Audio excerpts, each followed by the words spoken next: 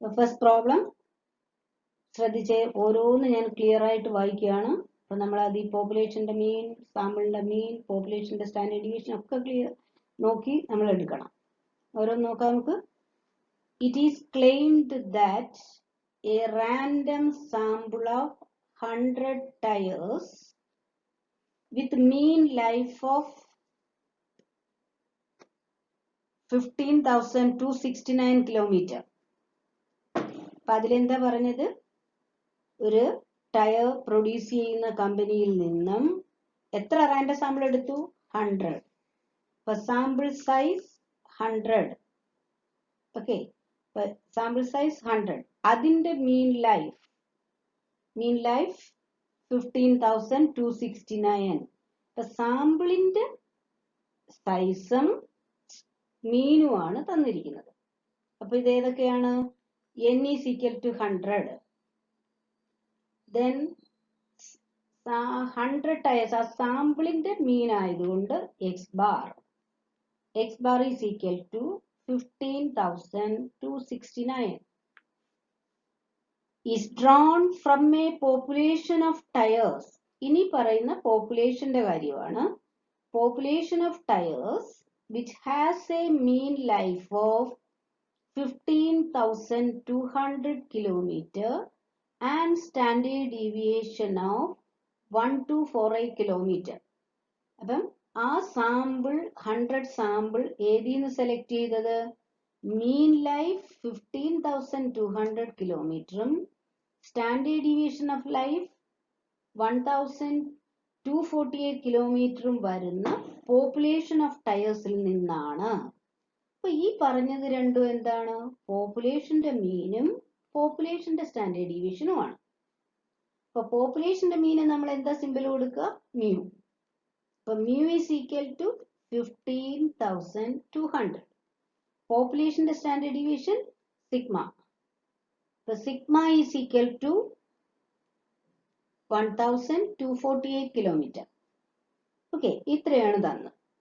അപ്പൊ എന്താ question? Test the validity of the claim. അവരുടെ ക്ലെയിം എന്താണ്? ഞങ്ങളുടെ ഈ സാമ്പിൾ 100 സാമ്പിൾ ആയിട്ട് എടുത്തിരിക്കുന്ന 100 ടയേഴ്സ് ഈ പോപ്പുലേഷൻ ഓഫ് ടയേഴ്സിൽ നിന്ന് തന്നെയാണ്. ആണെങ്കിൽ സാമ്പിൾ മീനും പോപ്പുലേഷന്റെ മീനും സെയിം ആവണം, ഏകദേശം സെയിം ആയിട്ട് വരണം. എന്നാൽ മാത്രമേ അതിൽ നിന്ന് ആ പോപ്പുലേഷനിൽ നിന്നാണ് ഈ സാമ്പിൾ എടുത്തിരിക്കുന്നതെന്ന് ക്ലെയിം ചെയ്യാൻ പറ്റും. ഓക്കെ, അപ്പൊ നമുക്ക് ഫസ്റ്റ് സ്റ്റെപ്പ് എന്താണ്? നൾ ഹൈപ്പോത്തിസിസ് കൊടുക്കുക. അപ്പൊ നൾ ഹൈപ്പോത്തിസിസ് H0 എന്താണ്? Null hypothesis H0, there is no significant difference between sample mean and population mean.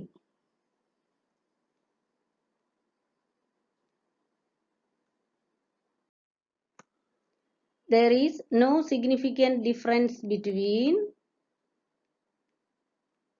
sample mean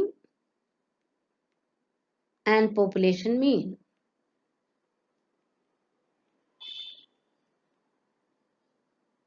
രണ്ടാമത്തെ സ്റ്റെപ്പ് എന്താണ്? നമ്മൾ ആ സ്റ്റെപ്പ് ഓർത്താണ് ചെയ്യുന്നത്. ടി ടെസ്റ്റ് ഫോളോ ചെയ്യണോ ഇസഡ് ടെസ്റ്റ് ഫോളോ ചെയ്യണോ എന്ന് നോക്കുക. അപ്പൊ അത് സാമ്പിൾ സൈസ് ശ്രദ്ധിക്കുക. ഇവിടുത്തെ സാമ്പിൾ സൈസ് എത്രയാണ്?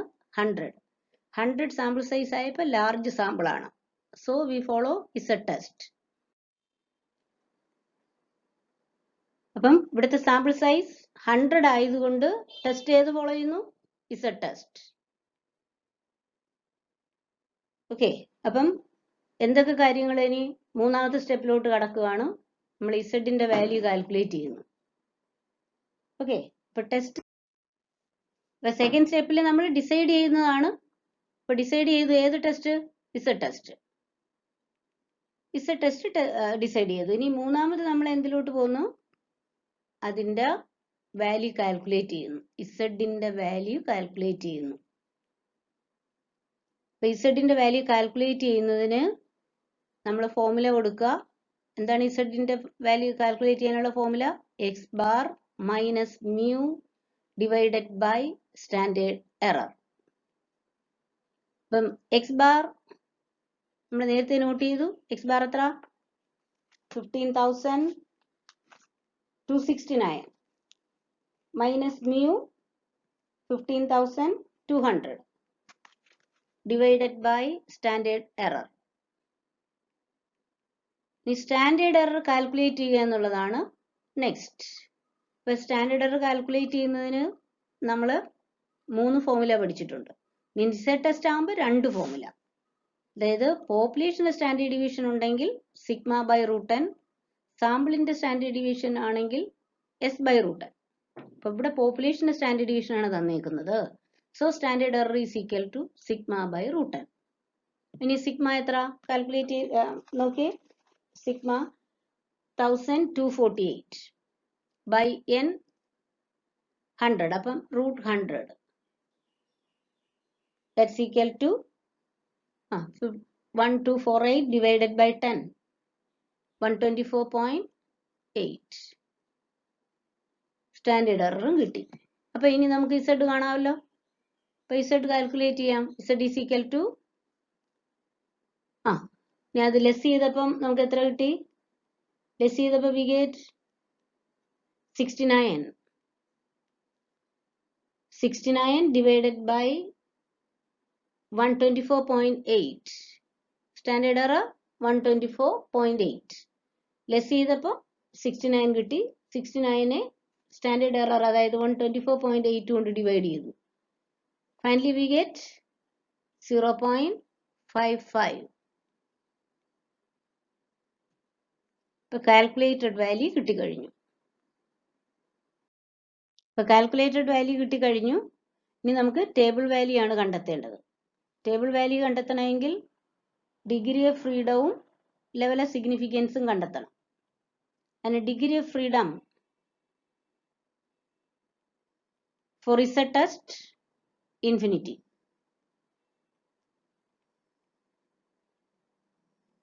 Then level of significance, ഇവിടെ ക്വസ്റ്റ്യനിൽ ലെവൽ ഓഫ് സിഗ്നിഫിക്കൻസ് പറഞ്ഞിട്ടില്ല അല്ലെ. നേരത്തെ നമ്മൾ പറഞ്ഞു 10%, 5%, 1%.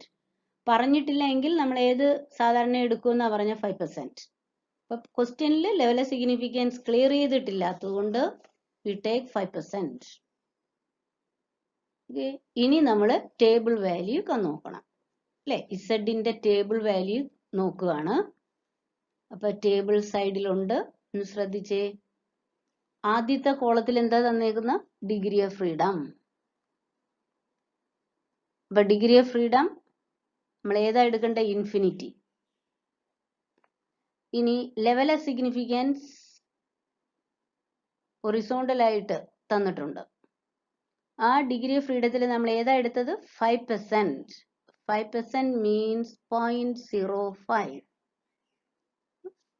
അതുകൊണ്ട് 5.05ന്റെ നേരെയുള്ള ഇൻഫിനിറ്റിയുടെ വാല്യൂ. ക്ലിയർ ആയോ? Degree of freedom infinity. Then level of significance 5%. Percentage ഇവിടെ ഇല്ല, അതിന് പകരമാണ് 0.05.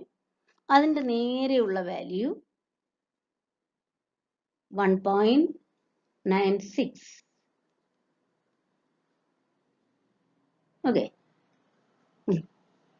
Here the table value of Z. Here the table value of Z is equal to 1.96. ഇനി ലാസ്റ്റ് സ്റ്റെപ്പിൽ പോവുകയാണ്. അക്സെപ്റ്റ് ചെയ്യണോ റിജക്റ്റ് ചെയ്യണോ? എന്താ പറഞ്ഞത്? ടേബിൾ വാല്യൂയും കാൽക്കുലേറ്റഡ് വാല്യൂടെ കമ്പയർ ചെയ്യുക. കാൽക്കുലേറ്റഡ് വാല്യൂ ലെസ് ആണെങ്കിൽ അക്സെപ്റ്റ് ചെയ്യണം. അപ്പൊ ഇനി നോക്കിയേ. കാൽക്കുലേറ്റഡ് വാല്യൂ എത്ര? Calculated value 0.55. Table value 1.96. ഇപ്പൊ കാൽക്കുലേറ്റഡ് വാല്യൂ ലെസ് ആണ് അല്ലെ. ഇപ്പൊ calculated value 0.55, table value 1.96. Here calculated value is less than table value. So we accept the null hypothesis.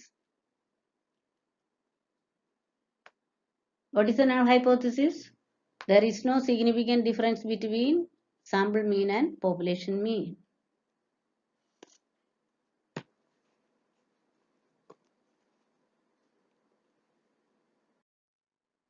Therefore, the claim is valid. അവർ ചോദിച്ചിരുന്ന question അതനുസരിച്ച് നീങ്ങേണ്ടതുകൊണ്ടാണ് ഈ sentence വന്നത്. എന്താ ചോദിച്ചാൽ? Test the validity of the claim. അവരുടെ claim ഞങ്ങളുടെ ഈ സാമ്പിൾ പോപ്പുലേഷനിൽ നിന്നാണ്. ആയതുകൊണ്ടാണ് അക്സെപ്റ്റ് ചെയ്തത്. There is no difference. So their claim is valid. Clear ആയോ? ഇസഡ് ടെസ്റ്റ് എങ്ങനെ ഫോളോ ചെയ്യണം?